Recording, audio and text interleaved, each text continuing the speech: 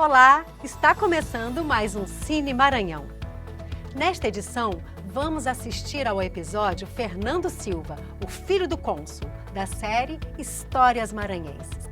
A produção é do Museu da Memória Audiovisual do Maranhão, MAVAM, com direção de Beto Matuque. Neste filme, teremos a oportunidade de conhecer Fernando Silva, um apaixonado por automóveis antigos e dono de memórias de um tempo que se foi. Boa sessão!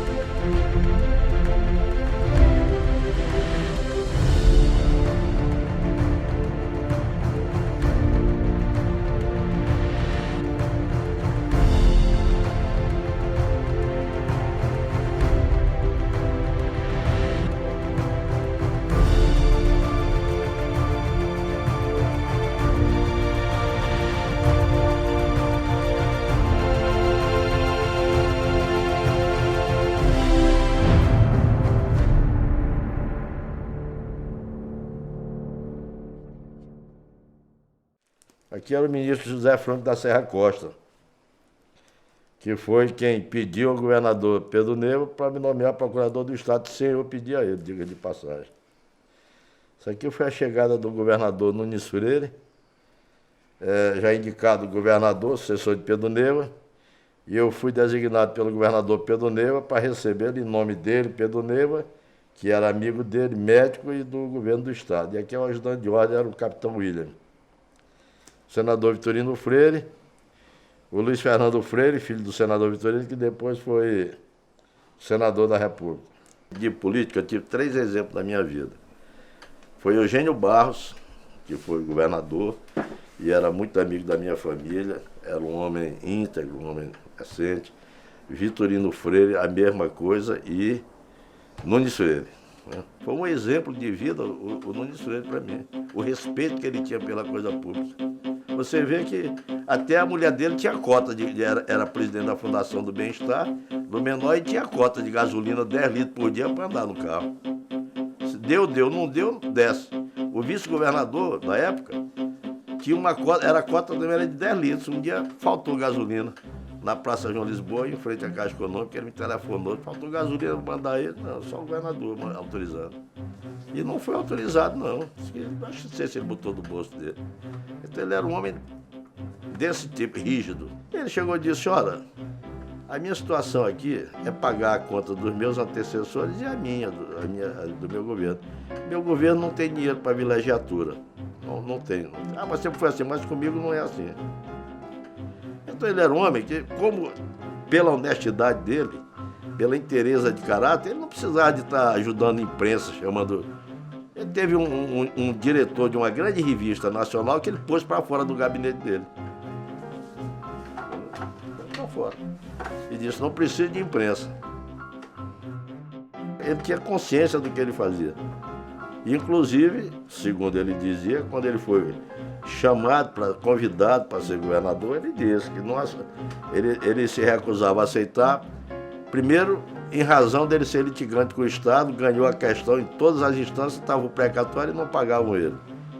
Segundo, porque ele não ia receber cangalha de ninguém. E o presidente da República, segundo ele disse, governador, o senhor vai ser o delegado da Revolução no Maranhão. Então, cumpra a decisão judicial, que o senhor é obrigado a cumprir a decisão judicial.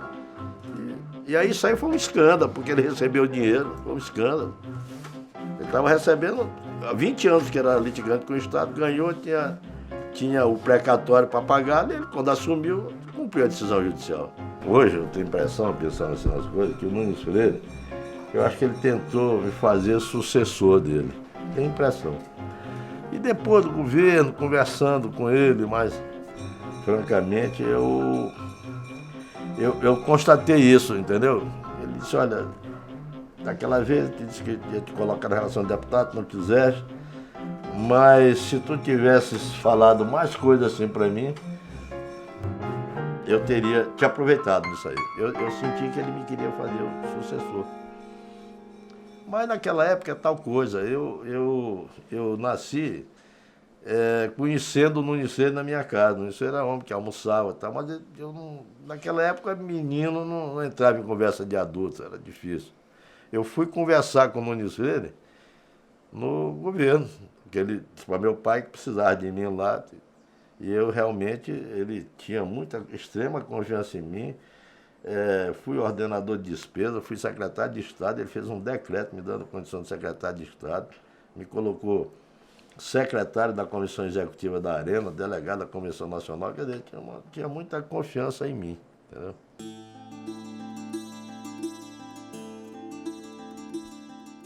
Um dia eu vi uma estrada muito bonita, assim, muito grande, no aeroporto de São Luís, na área do aeroporto militar. Eu tinha acompanhado meu pai, que ele foi buscar um amigo, e eu pedi a chave do carro para testar, para ver se meus pés dariam na pedaleira, se eu olhava alguma coisa. Aí eu entrei, ele me deu a chave do carro, longe de imaginar o que eu iria fazer. Cheguei, entrei no carro, vi que daria os pés, eu olhava, dava para eu ver assim, na metade do volante. Não pensava em retrovisor, porque não dava para olhar. Dei partida no motor, engrenei primeiro, saí e fui passear nessa estrada.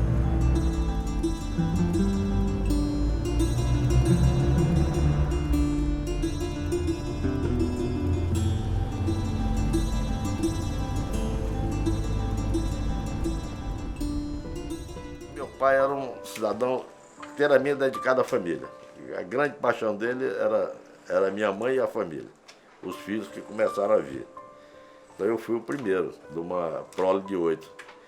E minha ligação com ele era tamanha que o pessoal depois, primeiro era Cola Tudo, o que hoje se chama Super Bonde, depois foi Aradite. Então, e onde meu pai ia, eu estava com ele.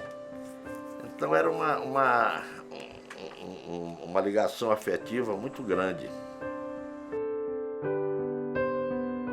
O sucesso do meu pai deve também muito a ela, né? Porque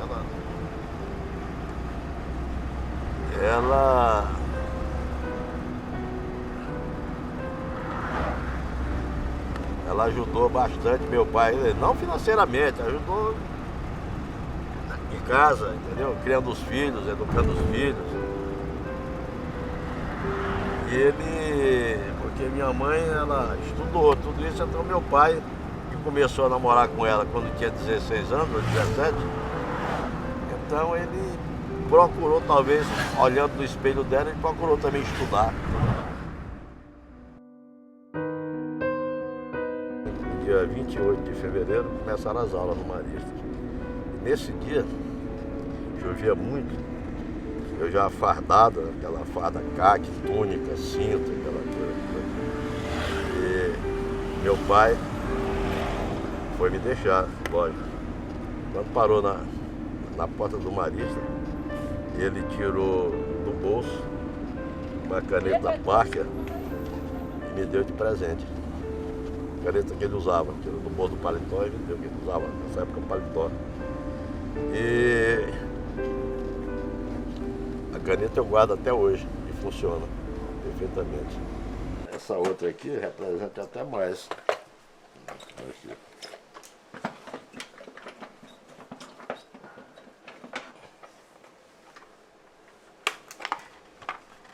Essa aqui representa mais.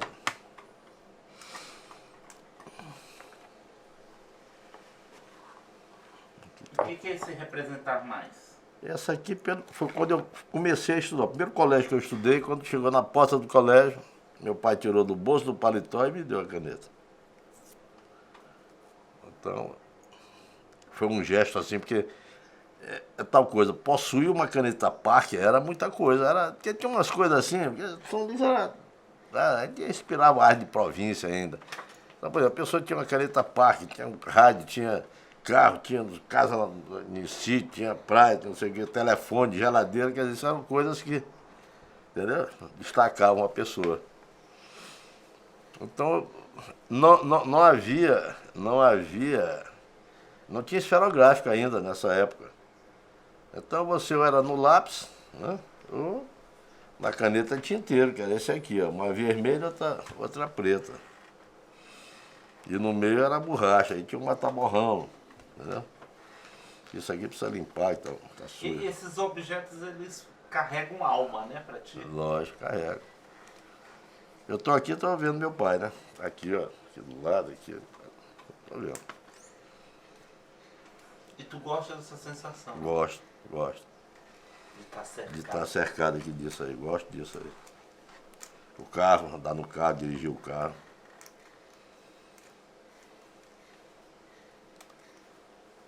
O que mais te emociona quando tu lembra? Rapaz, eu não sei. Tudo me emociona. Tudo me emociona do meu pai. Se refere ao meu pai e minha mãe também. Os dois. Eu tive uma afetividade assim muito forte. Entendeu?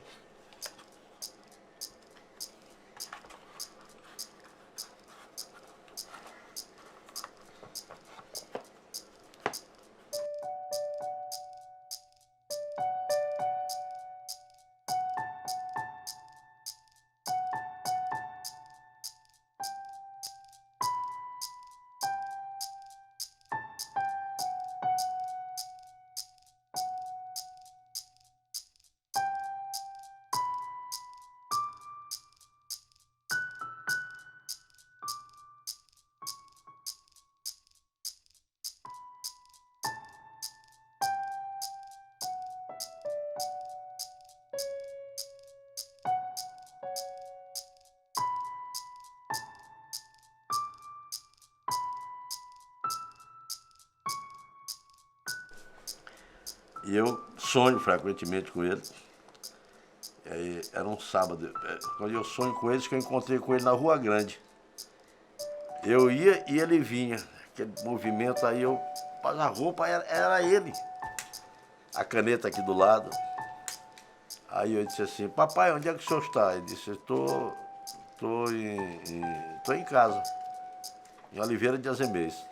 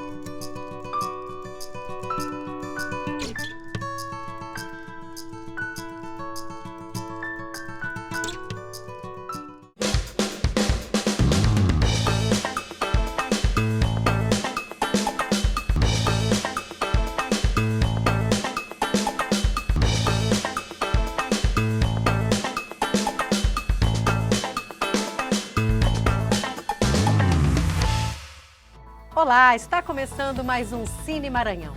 Nesta edição, vamos assistir ao episódio São Luís, 1951, da série Histórias Maranhenses.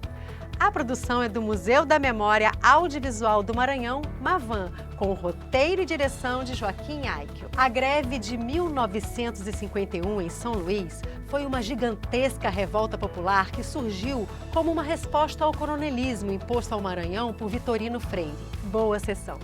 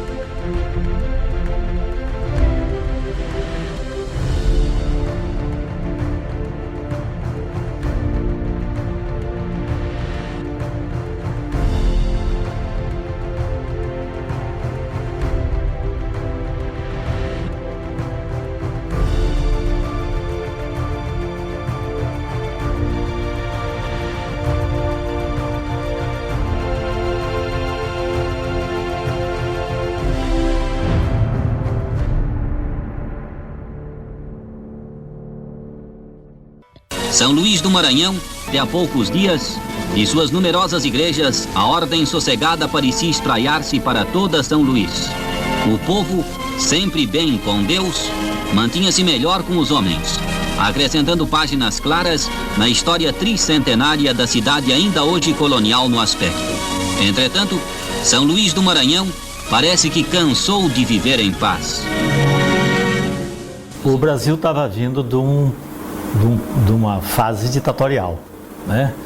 Nós estávamos começando a praticar novamente a democracia, né? O país estava se reconstitucionalizando e a grande novidade nessa fase nova que o Brasil estava vivendo, sobretudo no Maranhão, era a presença de uma figura que passou algum tempo nessa fase ditatorial aqui no Maranhão, na época do interventor Martins de Almeida, que foi um camarada chamado Vitorino de Brito Freire, né, que veio para cá, para São Luís, nos anos 30, 1932, 33, para ser o secretário-geral da interventoria.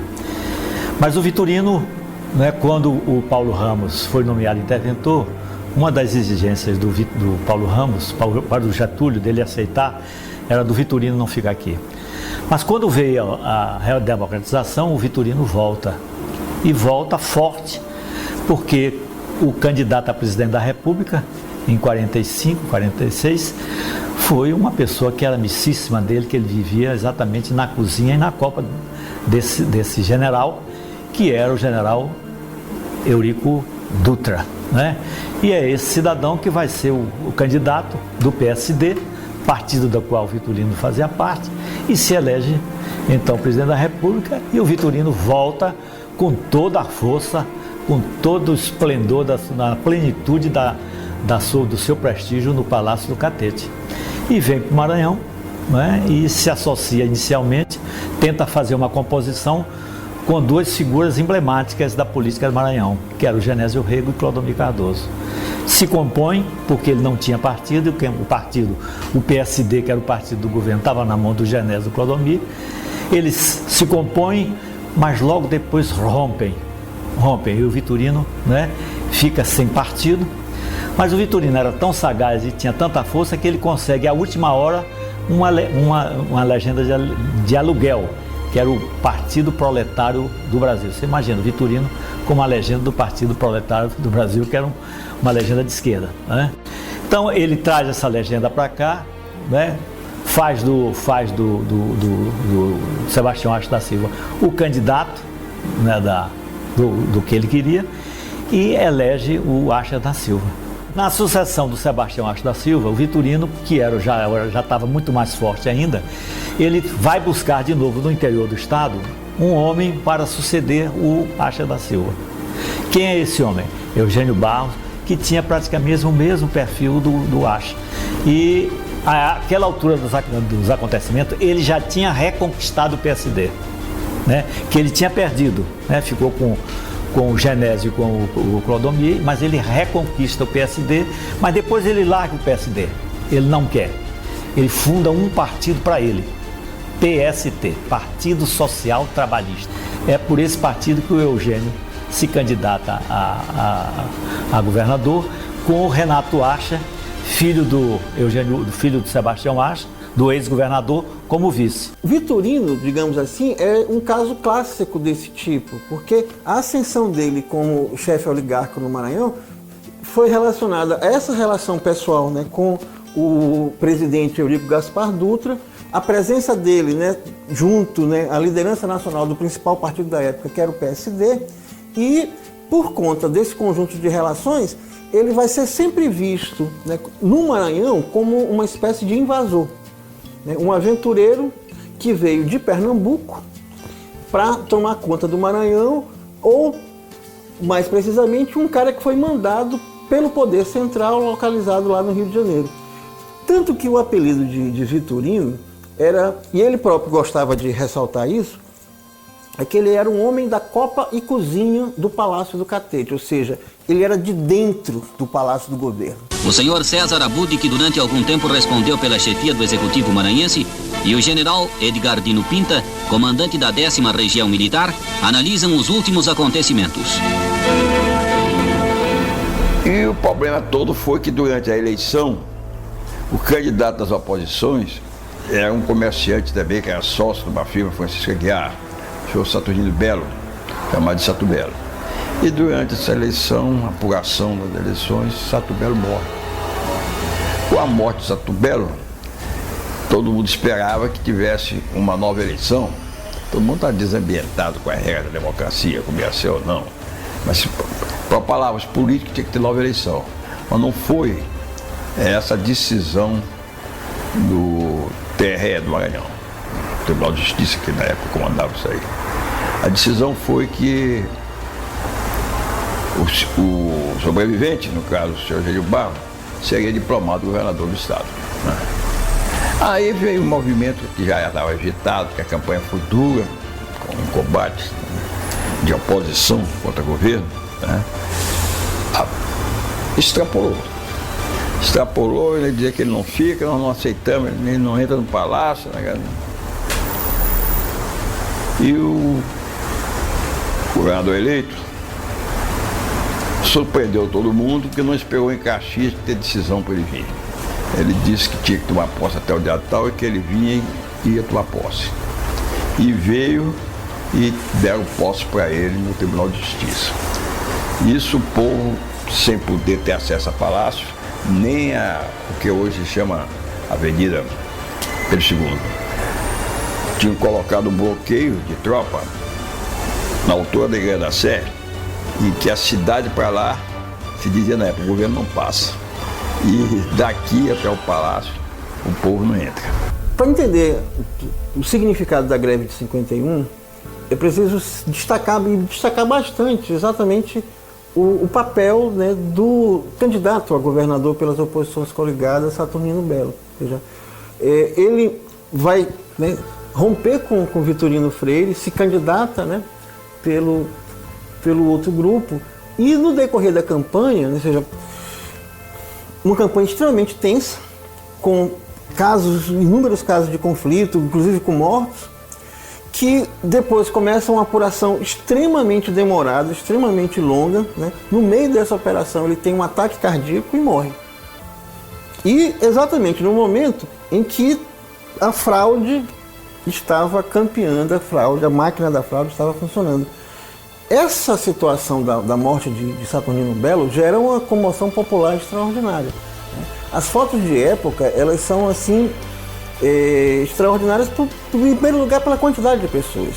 A estimativa é mais ou menos de 20, 25 mil pessoas participando do enterro do Saturnino Belo, numa época em que a cidade, ou seja, a cidade, melhor dizer não, a ilha de São Luís toda tinha 120 mil habitantes, ou seja, 1/6 da população por baixo estava lá participando do enterro, né, do Saturnino Belo.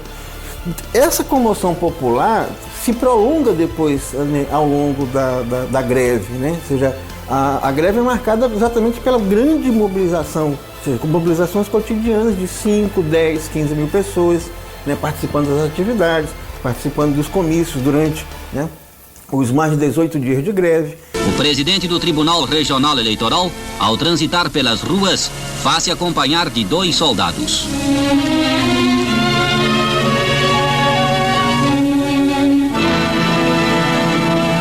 O ministro da Justiça, senhor Negrão de Lima, transporta-se ao Maranhão para estudar in loco a natureza dos fatos.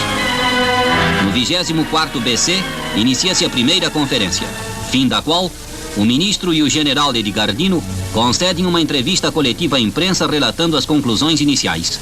Há tanto repórter que se formou um comitê de imprensa, o que traduz a gravidade da situação.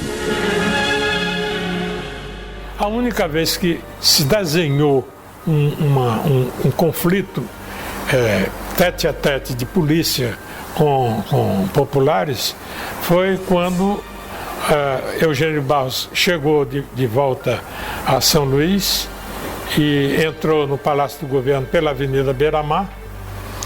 E ao tomar conhecimento disso, os líderes do movimento grevista insuflaram o povo para ir a ocupar o palácio. Aí é que aparece a figura do Bota para Moer, não é? Essa figura folclórica que tem aqui em São Luís, que bota ele na frente porque diziam que ele era doido, né?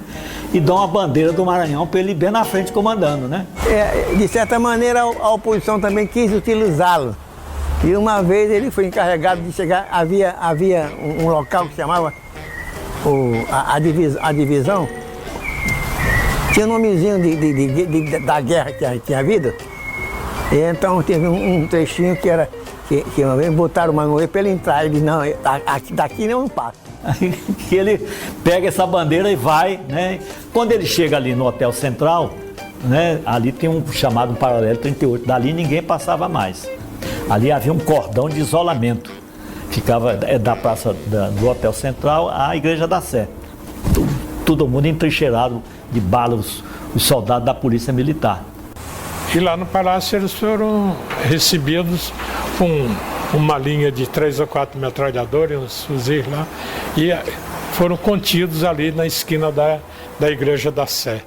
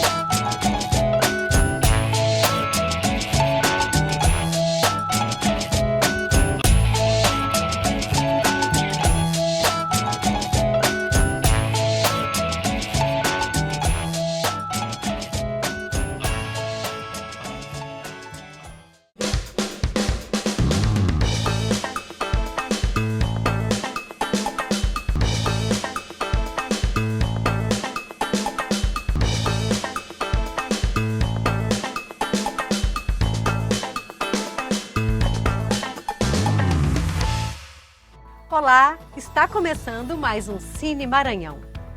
Nesta edição, vamos assistir ao episódio Fernando Silva, o filho do cônsul, da série Histórias Maranhenses. A produção é do Museu da Memória Audiovisual do Maranhão, MAVAM, com direção de Beto Matuque. Neste filme, teremos a oportunidade de conhecer Fernando Silva, um apaixonado por automóveis antigos e dono de memórias de um tempo que se foi. Boa sessão!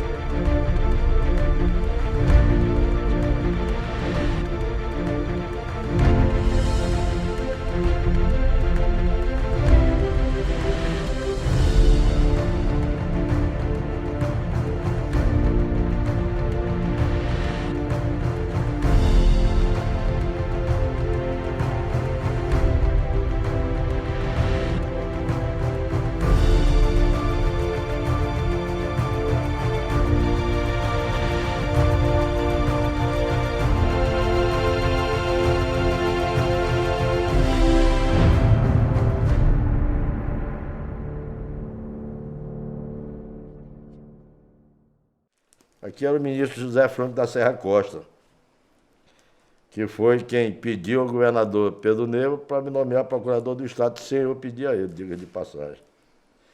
Isso aqui foi a chegada do governador Nunes Freire, já indicado governador, sucessor de Pedro Negro, e eu fui designado pelo governador Pedro Negro para receber em nome dele, Pedro Negro, que era amigo dele, médico e do governo do Estado. E aqui o ajudante de ordem era o capitão William.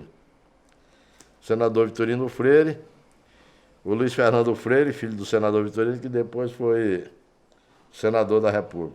De política, eu tive 3 exemplos na minha vida. Foi Eugênio Barros, que foi governador e era muito amigo da minha família, era um homem íntegro, um homem decente.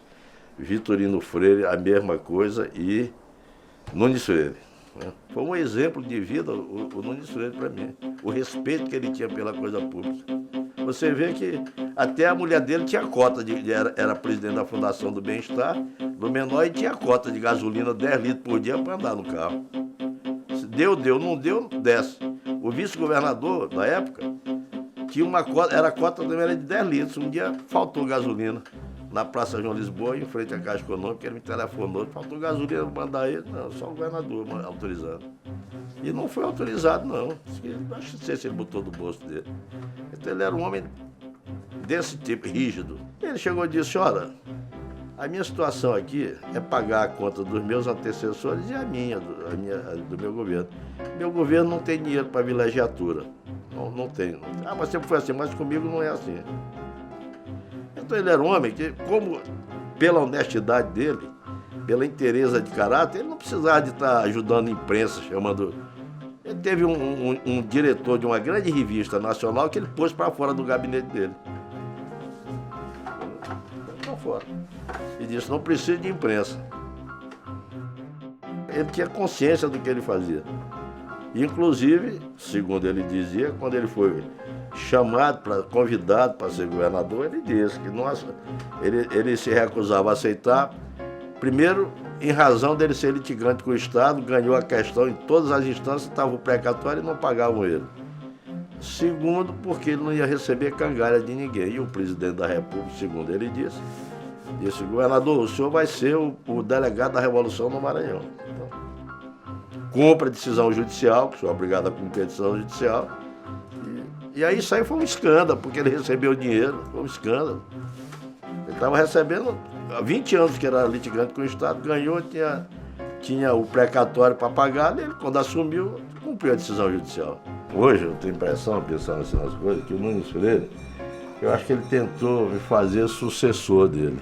Tenho impressão.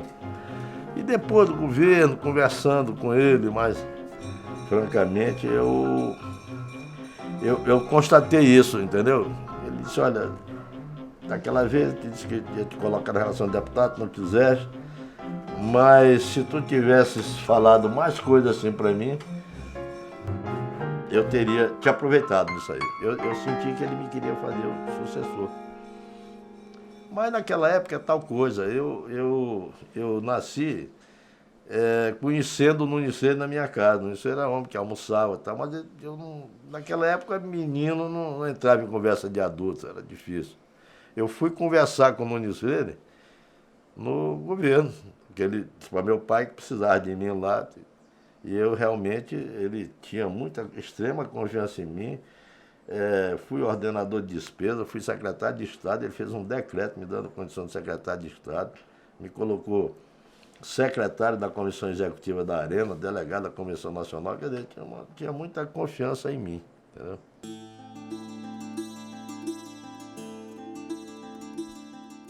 Um dia eu vi uma estrada muito bonita, assim, muito grande, no aeroporto de São Luís, na área do aeroporto militar.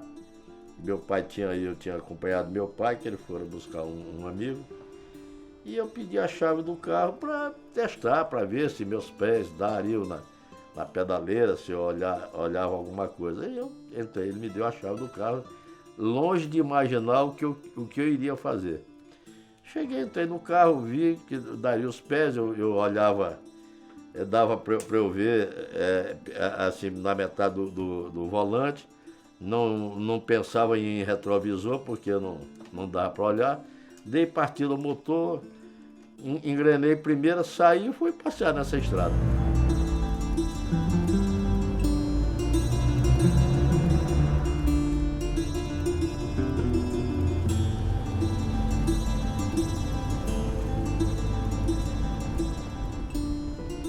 Meu pai era um cidadão inteiramente dedicado à família. A grande paixão dele era minha mãe e a família, os filhos que começaram a vir. Então eu fui o primeiro, de uma prole de 8. E minha ligação com ele era tamanha que o pessoal depois, primeiro era Cola Tudo, o que hoje se chama Super Bonde, depois foi Aradite. Então, e onde meu pai ia, eu estava com ele. Então era uma ligação afetiva muito grande. O sucesso do meu pai deve também muito a ela, né? Porque ela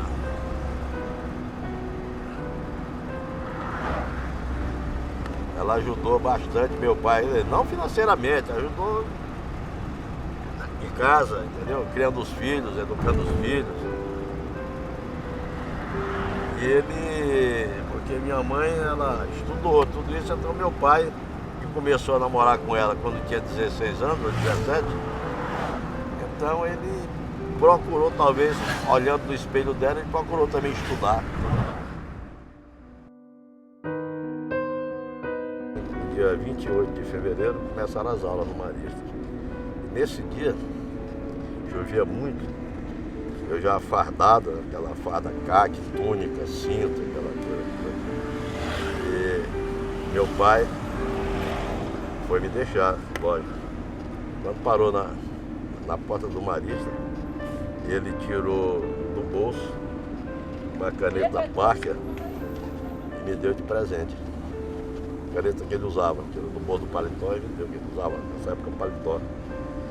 E a caneta eu guardo até hoje e funciona perfeitamente. Essa outra aqui representa até mais. Aqui.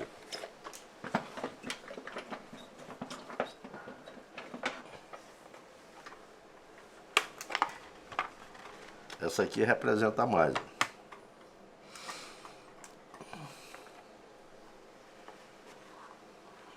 O que é esse representar mais? Essa aqui foi quando eu comecei a estudar. O primeiro colégio que eu estudei, quando chegou na porta do colégio, meu pai tirou do bolso do paletó e me deu a caneta. Então, foi um gesto assim, porque é tal coisa, possuir uma caneta Parker era muita coisa, porque tinha umas coisas assim, porque São Luís inspirava a arte de província ainda. Então, por exemplo, a pessoa tinha uma caneta Parker, tinha um rádio, tinha carro, tinha casa em sítio, tinha praia, não sei o que, telefone, geladeira, quer dizer, isso eram coisas que, entendeu? Destacavam a pessoa. Então, não tinha esferográfico ainda nessa época. Então você era no lápis, né? Ou na caneta tinteiro, que era esse aqui, ó, uma vermelha e outra preta. E no meio era a borracha, aí tinha um mata-borrão, entendeu? Isso aqui precisa limpar, então tá sujo. E esses objetos, eles carregam alma, né, pra ti? Lógico, carrega. Eu tô aqui, tô vendo meu pai, né? Aqui, ó, aqui do lado, aqui, tô vendo. E tu gosta dessa sensação? Gosto. De estar cercado. De estar cercado aqui disso aí, gosto disso aí. O carro, andar no carro, dirigir o carro.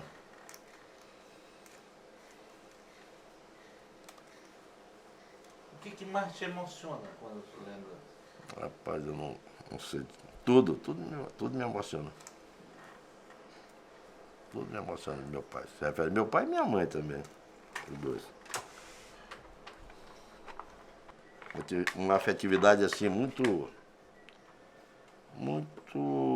forte. Entendeu?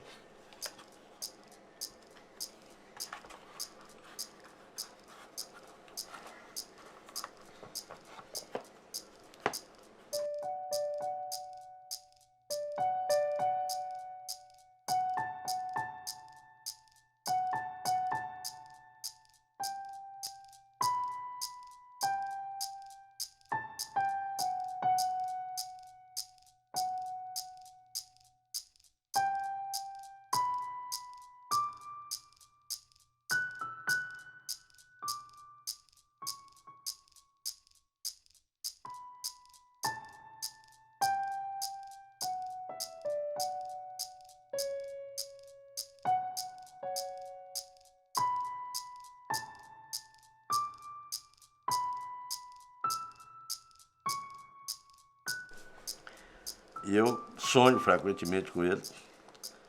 E aí, era um sábado. Quando eu sonho com ele, que eu encontrei com ele na Rua Grande.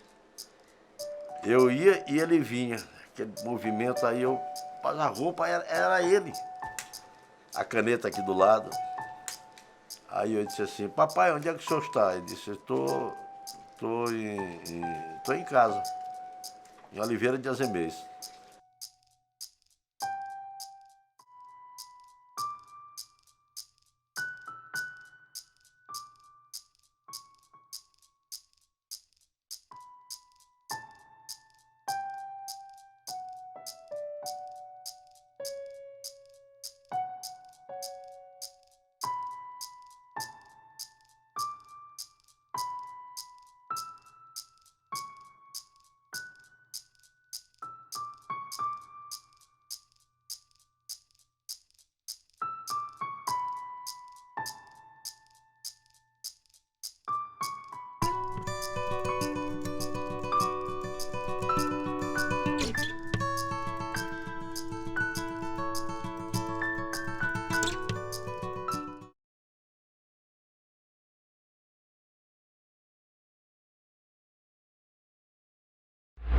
Assista agora a programação de uma parceira da TV Educação, Caminho para o Saber.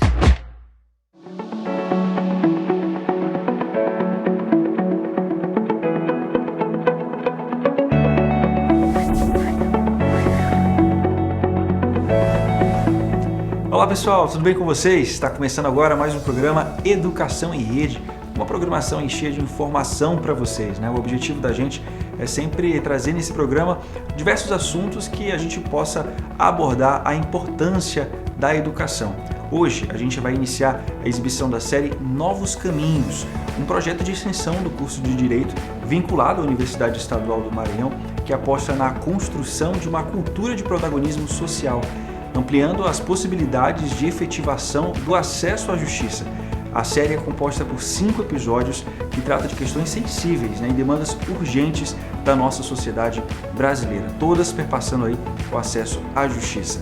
Nesse primeiro episódio que a gente vai exibir agora, a gente vai acompanhar sobre a necessidade da efetivação dos direitos formalmente assegurados. Em uma sociedade cujos problemas atuais refletem a própria formação histórica, o acesso à justiça vai muito além do acesso ao poder judiciário. A gente vai assistir esse episódio agora, vamos ver.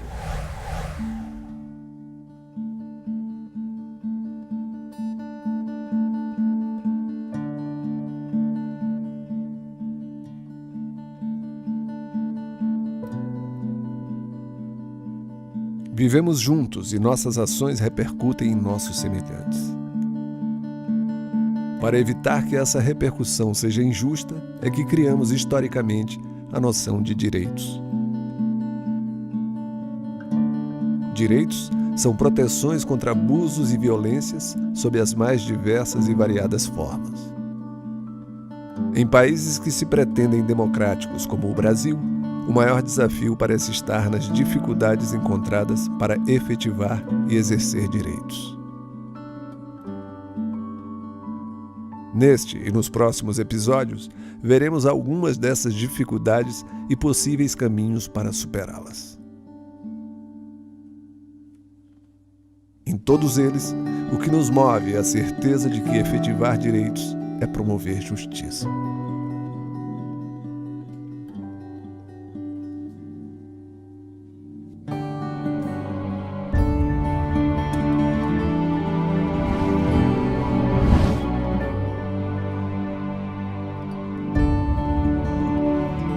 A Organização das Nações Unidas, em conferência com líderes de todo o mundo, concluiu em 2015 que há 17 metas para a transformação do planeta. Todas elas tratam de questões graves e urgentes. A 16ª meta é a que visa a promoção do acesso à justiça. Meta, além de um objetivo, é também um reconhecimento. Um reconhecimento das enormes dificuldades que marcam o acesso a direitos, especialmente em países com uma formação histórica como a brasileira. Aqui, as dificuldades assumem diversas formas. Há pouco mais de 100 anos, por exemplo, o Brasil extinguia a escravidão.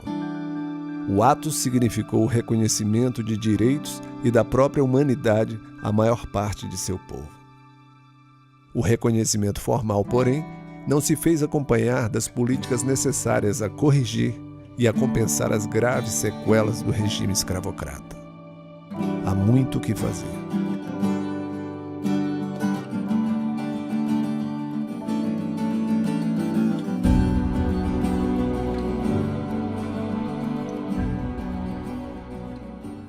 Para mim, muito perceptíveis.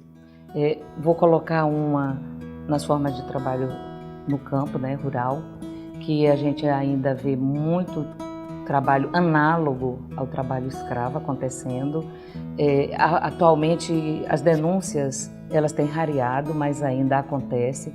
Pessoas que se aproveitando de que estão num lugar distante, de que o trabalhador precisa realmente sobreviver, levam pessoas para lugares com dificuldades de comunicação e terminam reproduzindo trabalhos em condições análogas ao trabalho escravo. Então eu vejo essa permanência. Outra permanência, que é nos trabalhos mais no âmbito, digamos, urbano, para mim, o lugar onde essas permanências eram maiores era no trabalho doméstico.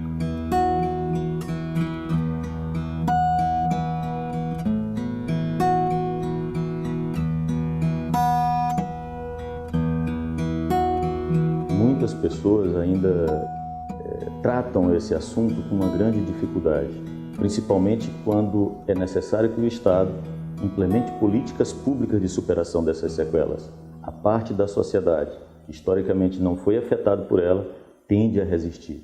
Então é algo que é uma atuação do Estado e depende também de superação de preconceitos existentes na própria sociedade.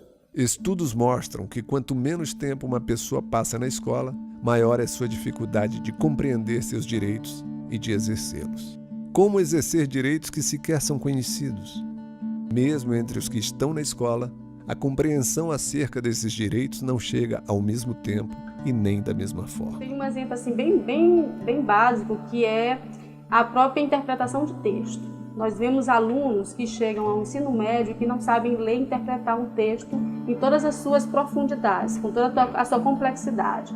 E aí isso serve muito bem ao Estado, e nós vemos isso agora, uma crise ideológica causada principalmente porque as pessoas não sabem ler e interpretar texto. E esse problema está bem lá na alfabetização, no momento de formar esse indivíduo leitor. E às vezes tem uns que chegam até a ser pós-doutores e não sabem ler nem interpretar texto. Então nós estamos dando títulos, mas não estamos dando educação para essas pessoas. A gente começa gravando fórmula, gravando conceito, só gravando. A gente não aprende conceitos básicos da vida em sociedade. A gente não tem aula de cidadania, a gente não tem aula de política em si, do que é viver em sociedade, viver na política. A gente não tem aula do que é uma república. República a gente aprende história. Mas de resto, a gente não sabe, assim, muitos falam sobre escolas que criam cidadãos, mas como é que tu pode criar um cidadão sem explicar para ele o que é cidadania? Nós hoje estamos formando pessoas para se tornarem exitosas em uma sociedade de consumo. A escola prepara pessoas para serem vencedoras sob uma ótica materialista, onde o mais importante na vida é ter. E as pessoas esquecem de ser alguma coisa. Além das carências educacionais, o acesso à justiça encontra na mobilização social um grande desafio. Eu discordo da ideia de que nós temos uma sociedade acomodada. Nós temos uma sociedade invisibilizada e uma sociedade silenciada. A população ela não é acomodada, ela não tem muitas oportunidades de participar dos processos. A desigualdade econômica é também fator que impede ou dificulta o acesso à justiça. Aqui, no Brasil, o progresso econômico não se fez acompanhar da necessária e justa distribuição dos bens que permitem a vida. A 7ª economia mais rica do planeta é também aquela que possui um dos mais elevados índices de desigualdades.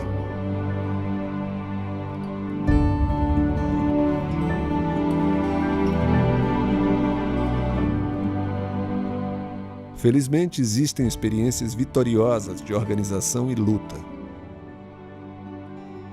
Nós, enquanto comunidade, é que sabemos o que passamos, a gente é que pode contribuir como melhorar, né? Como melhorar isso. Então, hoje, os moradores aqui, a gente se reconhece. Aqui a gente se reconhece, é uma comunidade unida.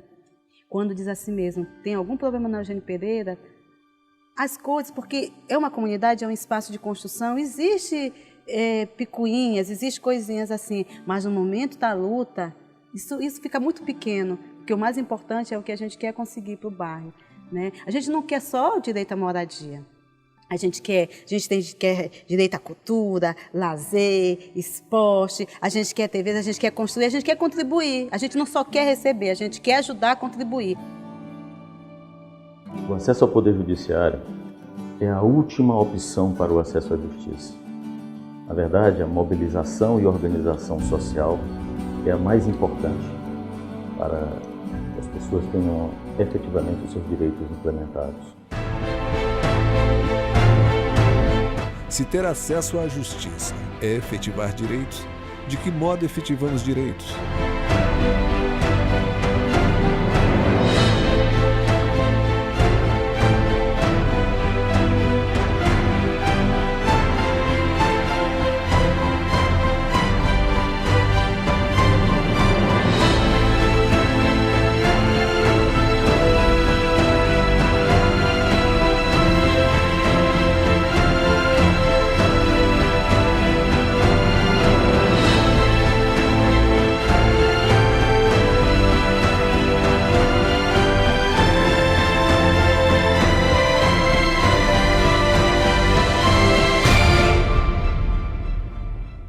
próximo episódio de Novos Caminhos, veremos as diversas perspectivas pelas quais o acesso à justiça se manifesta.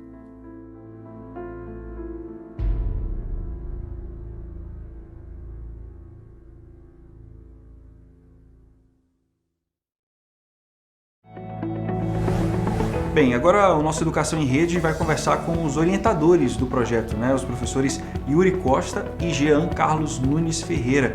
O professor Jean Nunes é professor do curso de Direito aqui da UEMA, é mestre em Políticas Públicas e defensor público do Estado do Maranhão.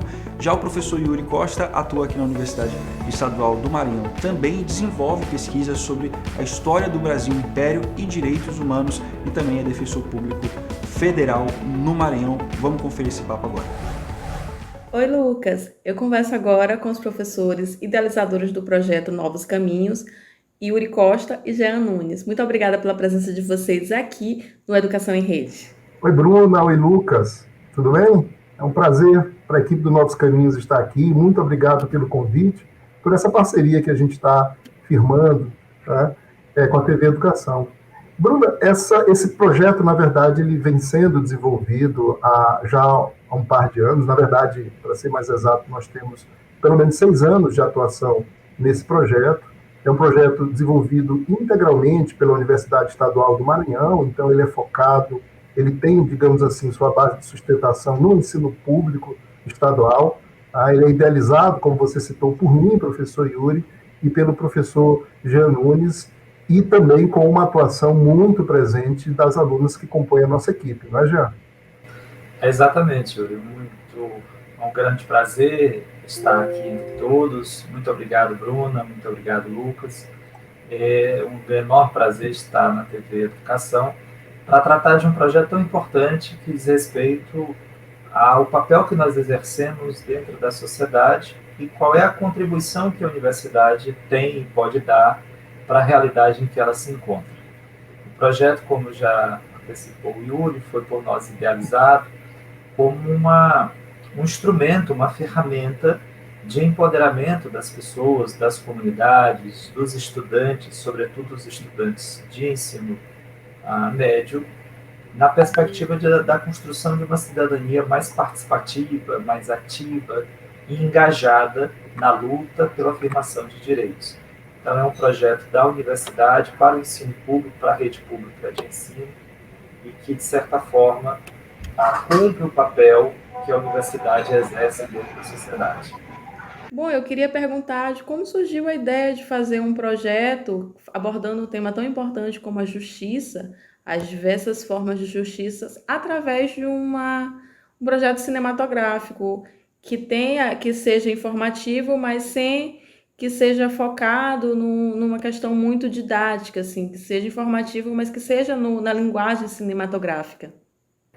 Bruna, a nossa aproximação com a linguagem, digamos assim, cinematográfica, ela surgiu pela necessidade que a gente percebeu logo quando começou a se reunir com a equipe, sobretudo com as alunas que compõem o projeto, e tivemos o entendimento, concordamos que a linguagem, para que ela chegasse de fato, para que ela chegue até o nosso público-alvo, ela tinha que ser uma linguagem de fato acessível. Tá? Nós somos do campo jurídico, esse é um projeto vinculado a um grupo de pesquisa e extensão de nome Novos Caminhos, que está cadastrado pelo curso de Direito da Universidade Estadual do Maranhão, e até por atuarmos realmente no campo jurídico, temos a experiência do quanto esse campo, por vezes, dentre outros elementos, por conta da linguagem, se afasta das pessoas mais simples, se afasta e acaba construindo um tipo de conhecimento encastelado, um conhecimento, digamos assim, que para se ter contatos, que para se ter acesso é preciso, inclusive, uma linguagem mais rebuscada. E aí tivemos a ideia, e nos pareceu muito interessante, de fato, de desenvolver um projeto que tivesse esse formato mais acessível. E aí que a gente começou a se aproximar, de fato, do audiovisual. E aí, né, a gente acabou tendo uma parceria muito importante a partir da UEMANET, nesse desafio que, para nós, sobretudo, os coordenadores, eu e o professor Jean, não tínhamos nenhum tipo de experiência, e continuamos, obviamente, a ter nossa limitação técnica nessa área do audiovisual, mas encontramos né, na equipe da Universidade Estadual do Maranhão, um caminho interessante, não é, Jean? A ideia era transformar um conhecimento que é muito fechado no campo do direito e para muita gente inacessível, em um conhecimento que fosse compreendido pelas pessoas mais simples, que costumam ser justamente aqueles que mais necessitam do acesso à informação, ao conhecimento dos seus direitos, de que forma podem exercer esses direitos. Então, nós pensamos que a linguagem audiovisual, a linguagem cinematográfica, na verdade, a arte, de um modo geral, ela costuma ampliar as possibilidades de expressão e capacidade de diálogo. Então, nessa perspectiva, a linguagem audiovisual ela cumpre um papel muito importante de nos permitir mostrar, às vezes com uma imagem, em vários trechos do documentário, às vezes uma imagem fala muito mais do que um texto, do que um pensamento. A imagem já diz, ela abre a possibilidade que a pessoa colha dali as interpretações as mais diversas. Então, a gente pensou desde cedo nessa perspectiva e, claro, a UEMA deu um suporte fundamental nesse processo. Certo. A gente está exibindo agora a série Novos Caminhos, né, dividida em episódios no programa Educação em Rede, mas ele também está disponível no YouTube, né?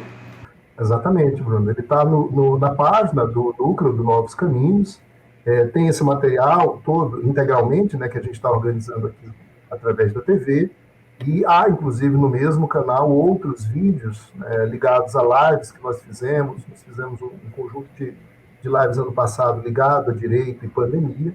Então fica, aproveitando que você tocou no tema, desde já o convite para que acessem, sigam o Novos Caminhos. Basta colocar Novos Caminhos UEMA na busca do YouTube e facilmente encontram o acesso.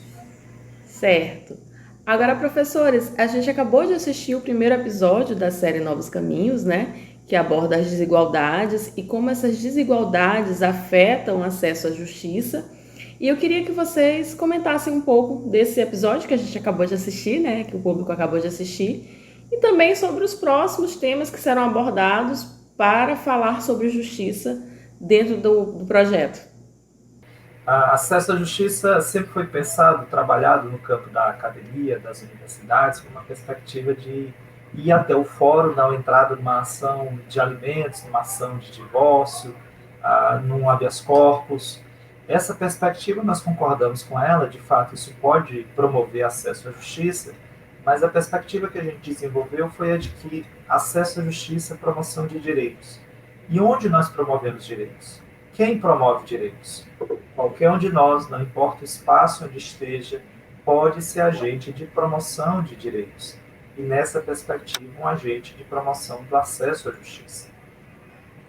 Então, esse foi, claro, o primeiro, né, o projeto, digamos assim, o episódio piloto, que gerou mais dificuldade na montagem. A gente tinha muita expectativa. Quando a gente prepara todo o material e vai para a prática, para a montagem dele, a gente percebe que entre aquilo que estava planejado e aquilo que a gente fez, há uma distância enorme e gera muita dificuldade no início.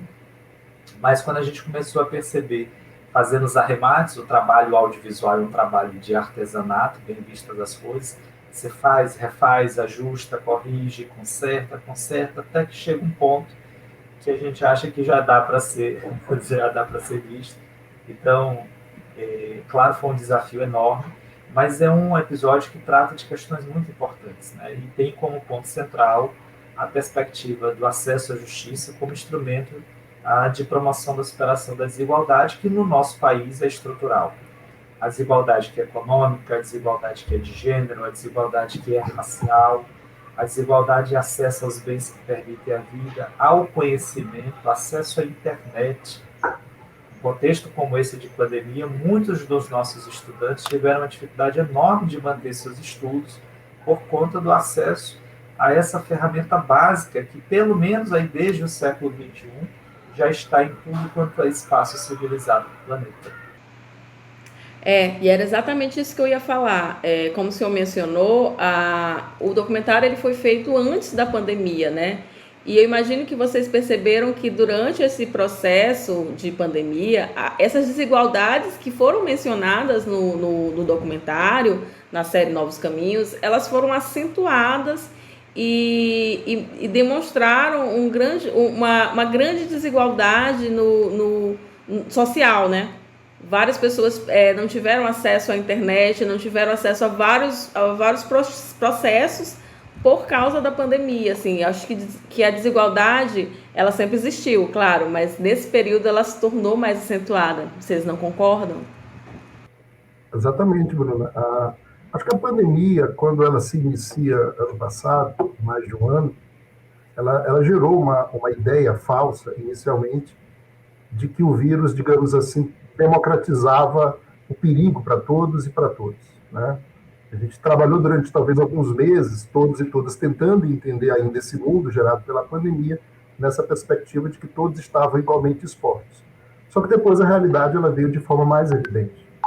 E aí eu e o Jean, pelo Novos Caminhos, inclusive, fizemos essa reflexão a partir de diferentes temas, percebendo que não, que a pandemia, ela, na verdade, não atinge a todos da mesma forma, e que ela veio, na verdade, expor vulnerabilidades, desigualdades estruturalmente, né, há muito tempo, digamos assim, consolidadas na nossa sociedade. Então, quando a gente pensa a questão da violência de gênero, quando a gente pensa a questão do racismo, quando a gente pensa as pessoas em situação de rua, as famílias ameaçadas de despejo no contexto urbano, no contexto rural, todos esses grupos e todos esses indivíduos foram, de maneira bem mais extremada, atingidos pela pandemia. Então, a pandemia, em boa medida, ela escancara essa situação de desigualdade que já existia no Brasil.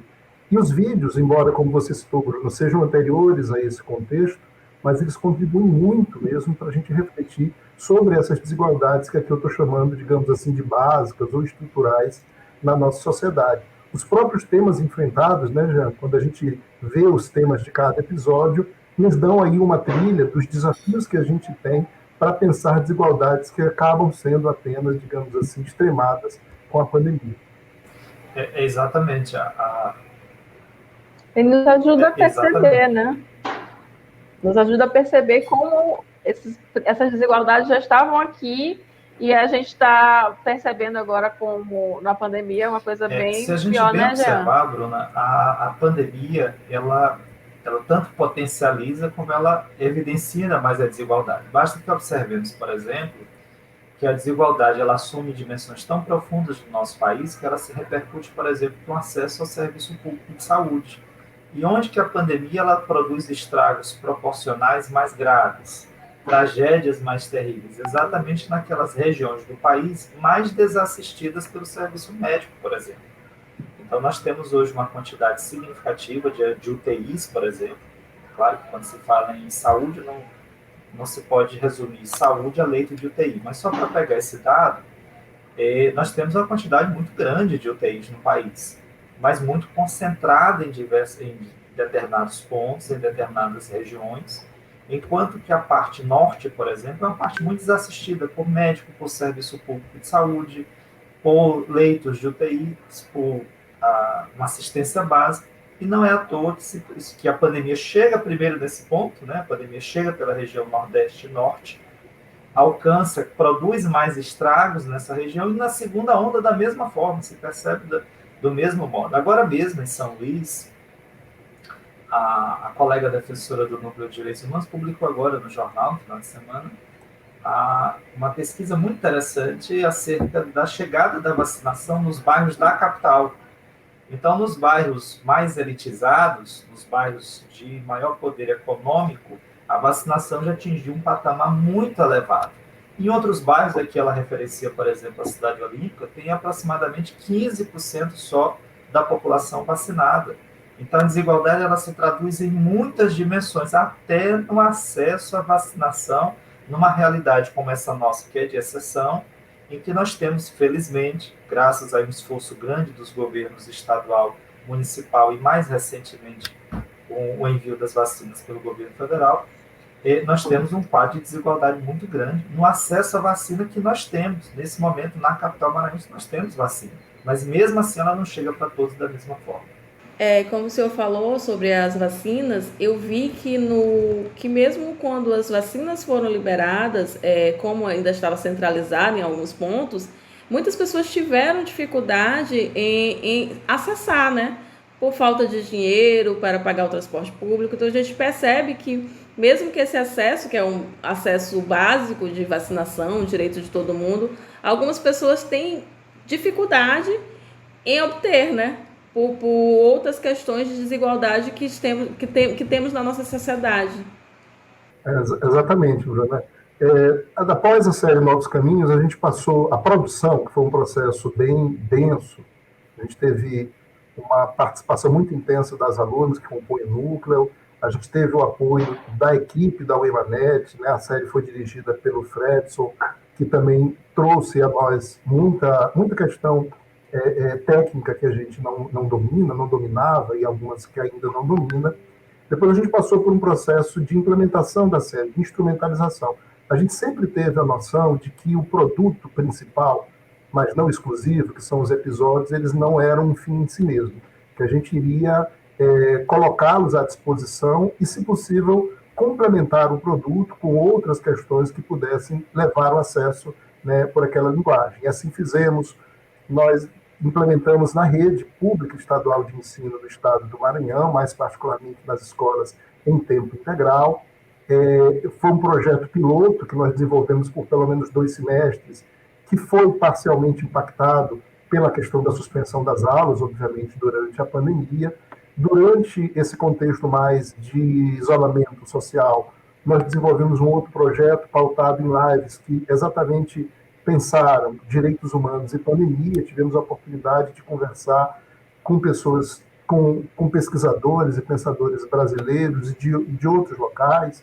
Só para aqui citar exemplos, conversamos com o professor Boaventura de Souza Santos, né, um sociólogo imensamente renomado português, que é doutor honoris causa pela UEMA, conversando com Marcelo Canella, repórter, conversando com uma série de personalidades do campo jurídico e de outras áreas muito relevantes. Tá? E depois disso, nós já enveredamos também para um projeto mais na área eleitoral. O Jean é um entusiasta o grupo como um todo, mas o Jean, de fato, é o nosso coordenador nessa pauta de transformação pela cidadania, e ligado também, né, Jean, a direitos políticos. A perspectiva, Bruno, é que o projeto esteja em pauta permanente, né? A gente lançou a primeira série, é claro, como ela não compunha a finalidade em si mesma, a gente sempre pretendeu utilizá-la como argumento para gerar mobilização social em torno da compreensão acerca dos direitos, mas a ideia é, claro, médio e longo prazo, a gente retomar as gravações e ter novos momentos aí de produção artística audiovisual, se tudo der certo. A pandemia acabou atrapalhando um pouquinho, né, esses projetos de gravação e tudo mais. Acho que a gente tem expectativa de que tenha outros projetos em breve, né, professores? Com certeza, muita coisa ficou comprometida nesse contexto da pandemia. Certo. Mas voltando aqui para Novos Caminhos, eu vi que ela é dividida em episódios, né? Cada episódio traz uma temática relacionada à justiça.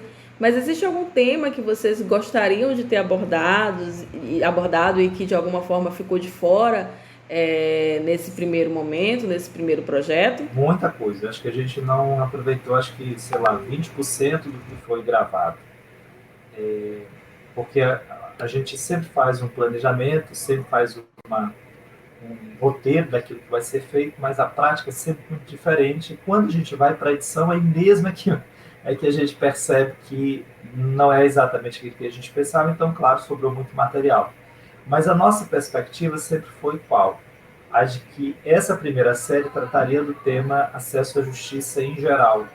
E as próximas, elas trariam aprofundamentos dessa questão. Então, a gente trabalharia séries, por exemplo, para pensar a questão de gênero.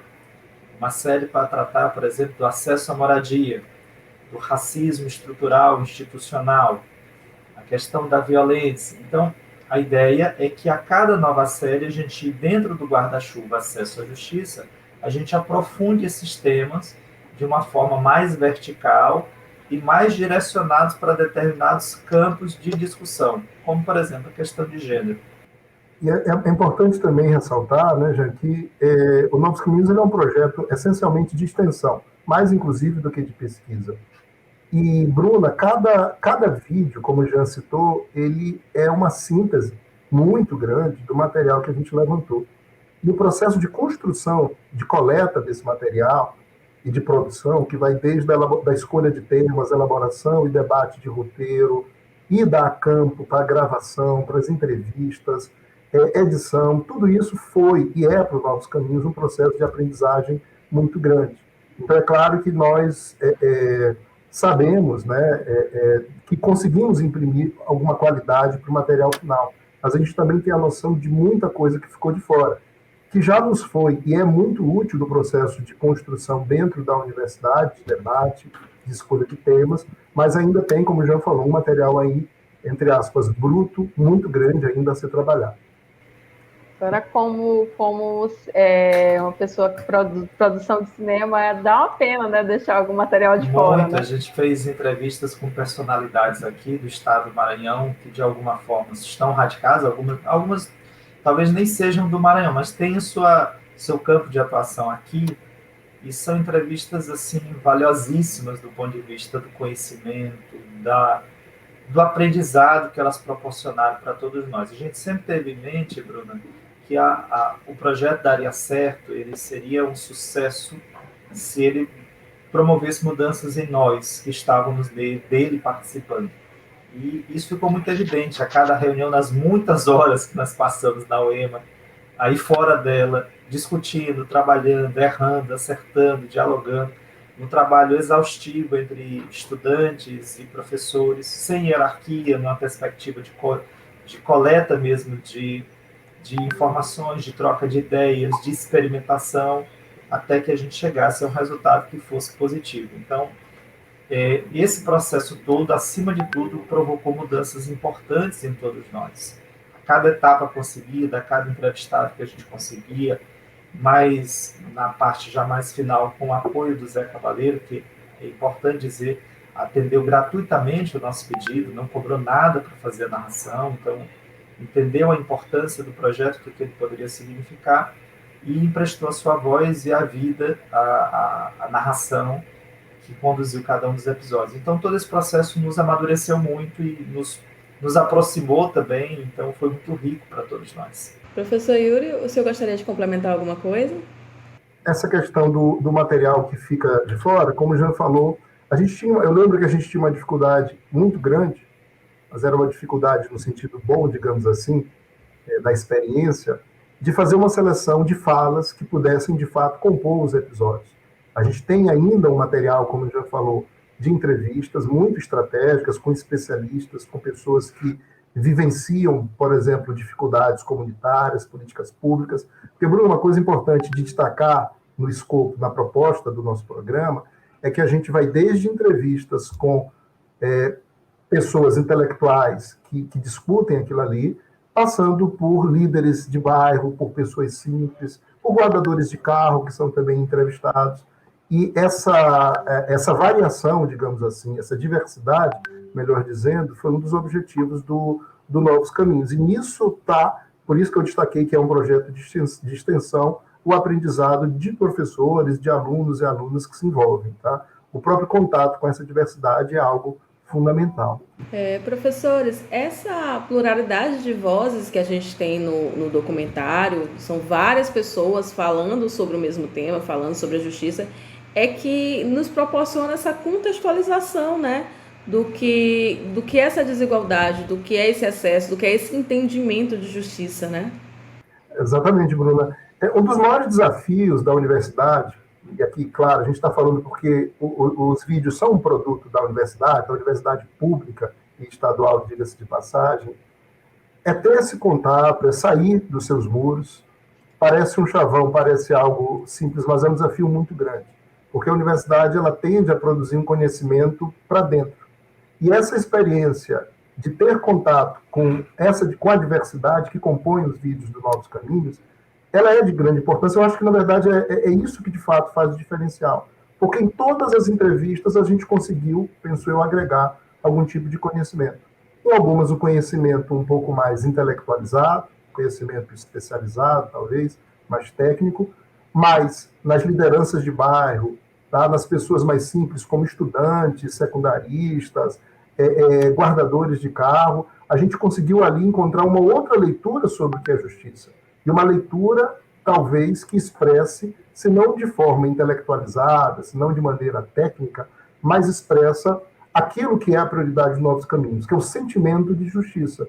Não um sentimento como algo superficial, mas um sentimento como a necessidade de ter satisfação por essa sede, né, por essa vontade que todas e todos nós temos de justiça. Então, né, essa diversidade, ela desde o início foi pensada, foi planejada pelo Novos Caminhos, e eu entendo, né, já acho que você concorda com isso, que ela acabou sendo uma dos pontos-chave do nosso projeto.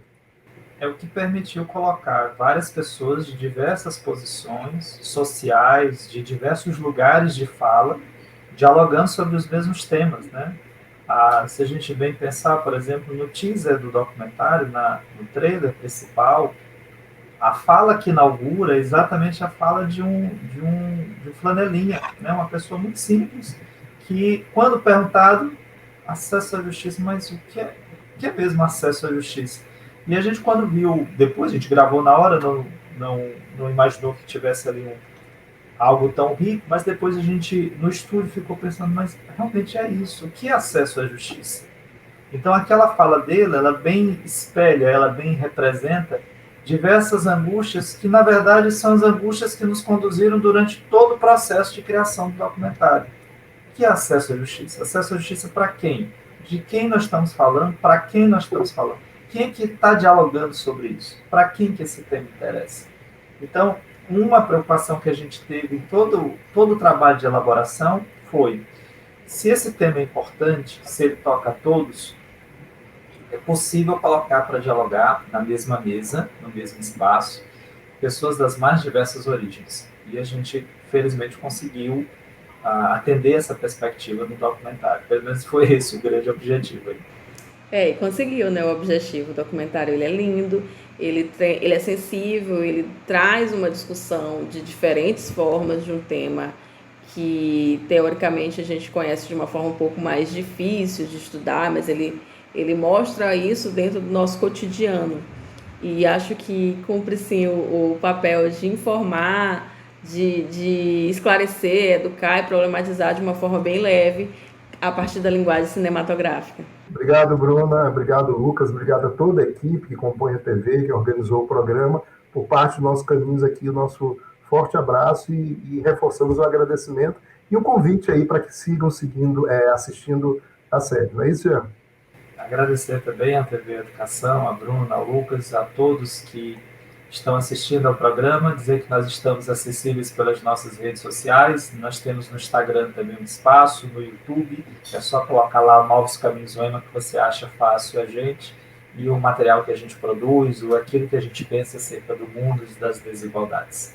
Muito obrigado a todos.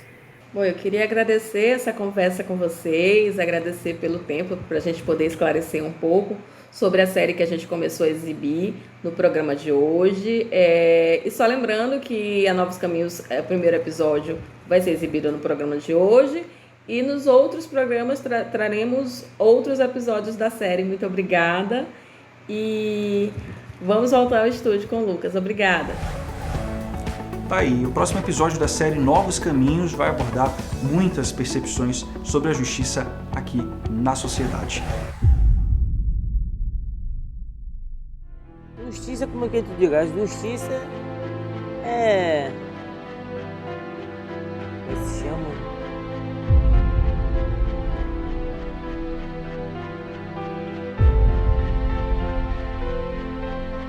Justiça é a capacidade de ver no outro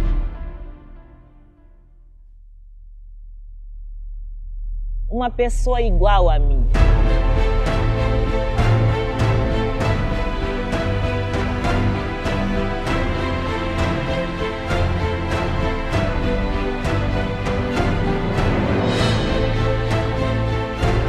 Todo mundo tem direito, né? Iguais. Não é verdade. Assim, o que eu posso, que eu já vivi aqui enquanto comunidade, não é igual, não. Depende muito do que você tem, da influência que você tem.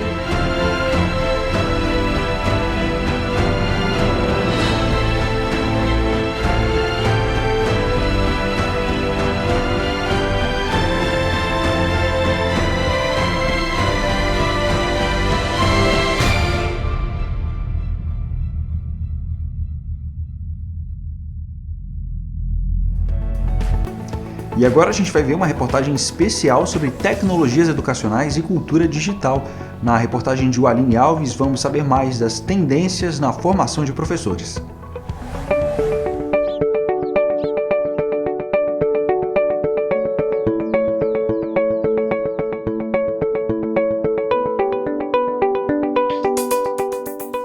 Olá, eu me chamo Aline Alves e este é o primeiro episódio da websérie O EMA na Era Digital, programa no qual falaremos sobre tecnologias educacionais e cultura digital na perspectiva atual e futura da Universidade Estadual do Maranhão. Conecte-se com a UEMA.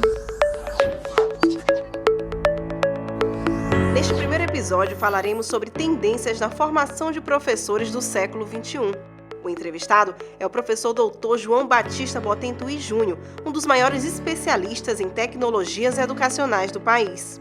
Mas, antes, queremos saber quais as principais competências que um estudante deve ter na contemporaneidade.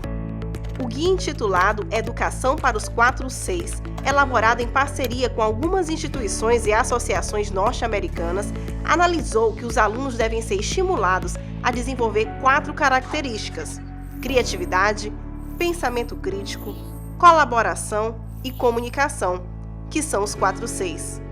O guia visa encorajar os educadores a incorporarem esse conceito em suas práticas educativas, preparando assim os alunos aos desafios do século XXI. Nesse cenário, tanto professores quanto alunos estão sendo desafiados a todo tempo pela sociedade, principalmente quando falamos sobre as apropriações das atuais tecnologias de informação e comunicação.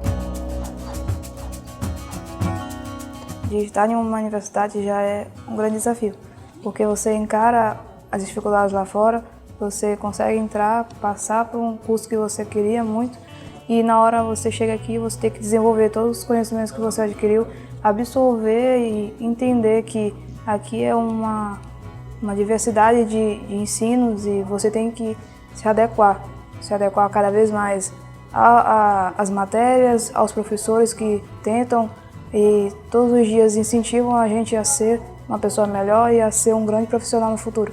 Na minha concepção, as principais competências que devemos ter é estar sempre a par das novidades, ter uma cooperatividade muito boa, ser comunicativo, estar sempre aberto a novas habilidades, aprender novas habilidades e conhecimentos também.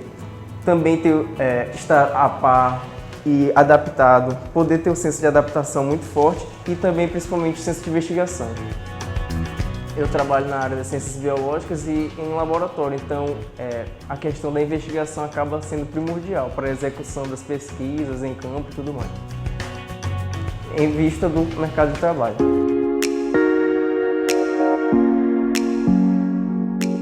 As discussões sobre as atuais tecnologias educacionais estão hoje em pauta nos debates escolares e universitários de todo o mundo.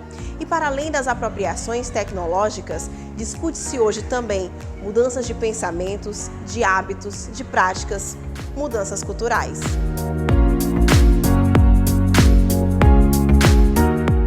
Para estar presente no século XXI, precisamos de uma série de competências, né? Tal como foi reportado aí anteriormente, a criatividade, a comunicação, o pensamento crítico, tudo isso é fundamental.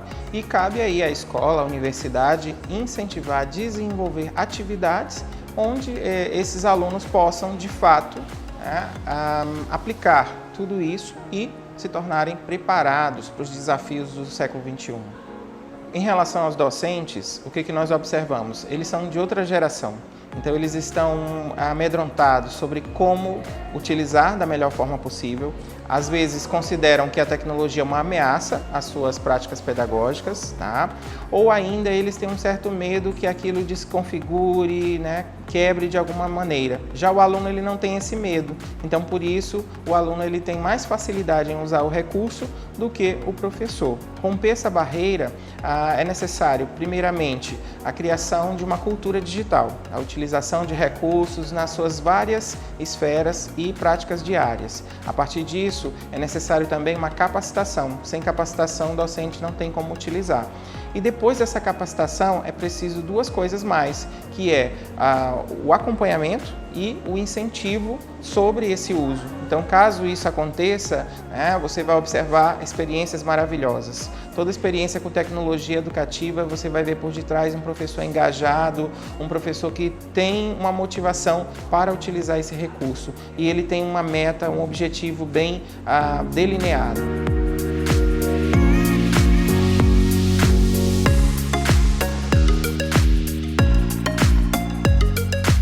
Podemos utilizar metodologias ativas em vários contextos, com e sem tecnologia. Então, antes de iniciar essa discussão, o que são essas metodologias ativas? São justamente aquelas em que o nosso aluno é o centro no processo, em que o nosso aluno ele mais pratica do que ouve, né? Ou seja, é diferente desse modelo tradicional em que o professor passa horas e horas falando.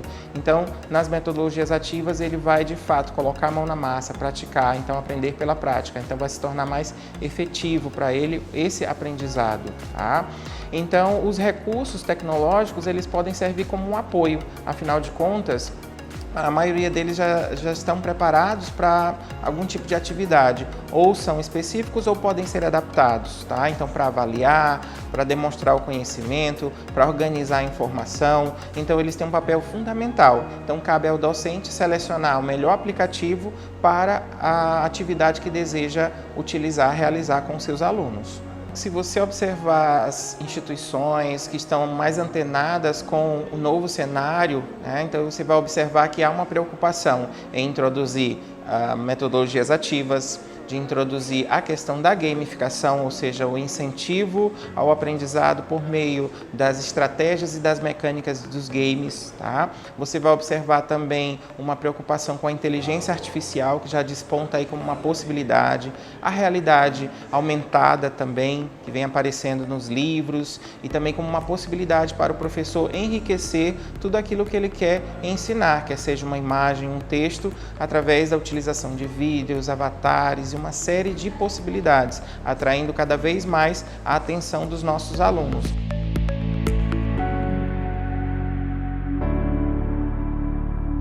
Então, o Núcleo de Tecnologias para a Educação, ele veio de 2008, mas a gente não pode deixar de destacar toda a importância da UEMA e o pioneirismo da UEMA na educação à distância, que, na verdade, em nível nacional, é uma universidade pioneira no credenciamento para a educação à distância, e as tecnologias inseridas no contexto da educação à distância, impreterivelmente, ela vai atuar com a formação de professores para as tecnologias, ou então para uma mudança no contexto do paradigma da formação, né, desses alunos. Nessa transformação de núcleo de educação à distância para um núcleo que agora vai estar mais voltado para a formação dos professores para as tecnologias, tanto do presencial quanto para a distância, é exatamente um contexto de uma formação hoje para uma educação contemporânea. Então, nesse contexto todo, a UEMA, penso que é pioneira, e no estado do Maranhão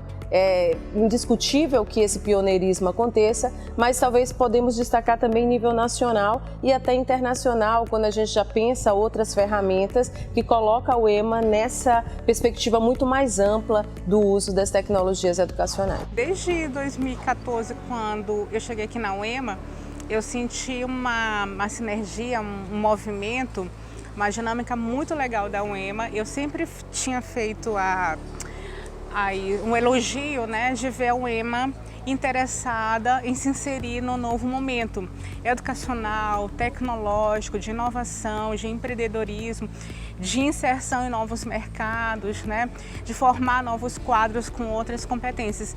E eu venho notando abertura pouco a pouco para as iniciativas, tanto individuais quanto coletivas, de departamento, de cursos, para essa direção, para esse movimento.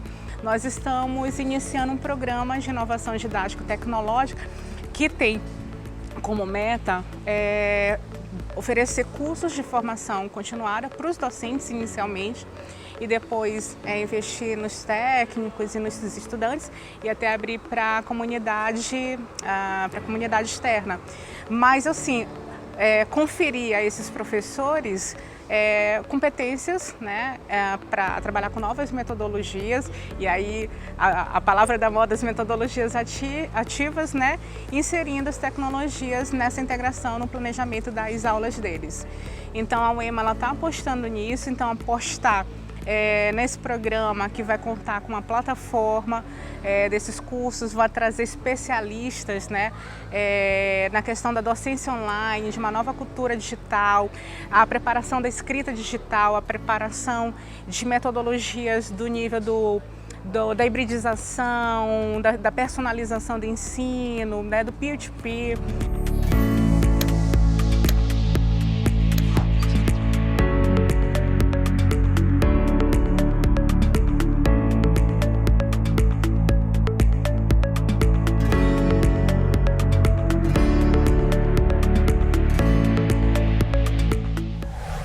E como já faz parte da nossa programação aqui no Educação em Rede, a gente vai ter dicas de livro. Pois é, hoje a dica de livro vem de Minas Gerais. O cantor e compositor Gabriel Elias, considerado uma das revelações do pop reggae nacional, gravou um recadinho especial pra gente. Vamos ver.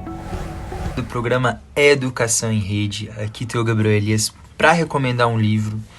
Acho que a leitura é muito importante na nossa vida, né? Talvez seja o jeito que a gente consiga mais adquirir conhecimento de forma rápida, talvez, ou que a gente mais consiga absorver. E eu amo muito. Então o livro que eu indico hoje é esse, Os 4 Compromissos de Dom Miguel Ruiz. É um livro lindo, cara, curtinho, mas repleto de ensinamento, de coisas que a gente tira para a nossa vida em todas as áreas. Então eu recomendo esse livro, Os 4 Compromissos de Dom Miguel Ruiz. Aquele beijo, valeu! Tá aí, Dom Miguel Ruiz, que é o autor desse livro, foi criado no México e toda a sua obra é focada nos costumes dos toltecas, que é um povo pré-colombiano que dominou grande parte do México Central entre os séculos X e XII. E essa obra fala um pouco sobre os ensinamentos de liberdade, né? Pois é. Por hoje é só. Passou rápido, né? A gente volta na semana que vem com muito mais Educação em Rede. O próximo programa tá imperdível, cheio de novidades. Eu espero vocês. Até lá.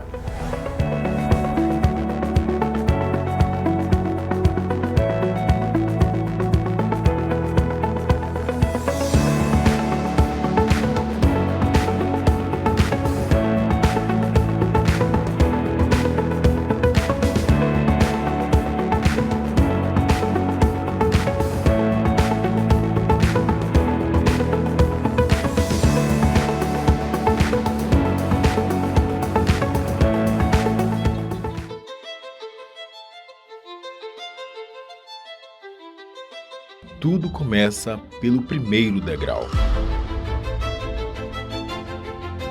Os ambientes estão em constante transformação e poder acompanhar as mudanças faz parte do processo de evolução. Hoje, a sala de aula mudou e virou a nossa casa. Professores precisam se adaptar à nova realidade, mas não precisam passar por isso sozinhos. Quem quer chegar ao topo não pode apenas ficar esperando. É preciso subir degrau por degrau. Escada. A plataforma de cursos abertos da UEMA é um caminho rumo ao topo, mas principalmente rumo à transformação, aprimoramento profissional, crescimento pessoal. A plataforma aproxima as pessoas dos seus objetivos. Cursos livres online que desenvolvem a competência em diferentes áreas. Mais de 400 mil usuários em todo o território nacional e em outros 59 países. Escada. Experiência e eficiência compartilhando conhecimento e qualificação. Uma plataforma interativa e de fácil acesso, inovadora no uso das tecnologias e atualizada constantemente. A pandemia alterou a vida de milhões de pessoas. Professores e alunos dormiram em um mundo e acordaram em outro completamente diferente, com novas demandas e exigindo novas habilidades. Ficar parado no meio da escada não é uma opção. Buscar o aperfeiçoamento profissional é o caminho. Um caminho que não precisa ser trabalhado sozinho. CAPES e UEMA unidas em prol da educação. Uma parceria que vai ampliar as oportunidades de formação docente. É a expertise da UEMA em desenvolver alternativas inovadoras por meio da plataforma Escada, aliada ao compromisso da CAPES com a formação continuada de professores, 2 instituições por uma educação melhor e mais qualificada no Brasil. 300 mil vagas, 5 cursos especialmente idealizados para os professores, gratuitos e com certificação, com foco na nova realidade que é aprender, trabalhar e evoluir. Mesmo que não saibamos quando tudo isso vai passar, podemos pelo menos ter uma certeza, a de que um dia tudo isso vai passar. E até lá, a CAPES e a UEMA serão promotoras do conhecimento, do aprimoramento, do aperfeiçoamento profissional e, é claro, da formação de professores. Enquanto houver esperança, sempre haverá um caminho, degrau por degrau, até o topo da escada.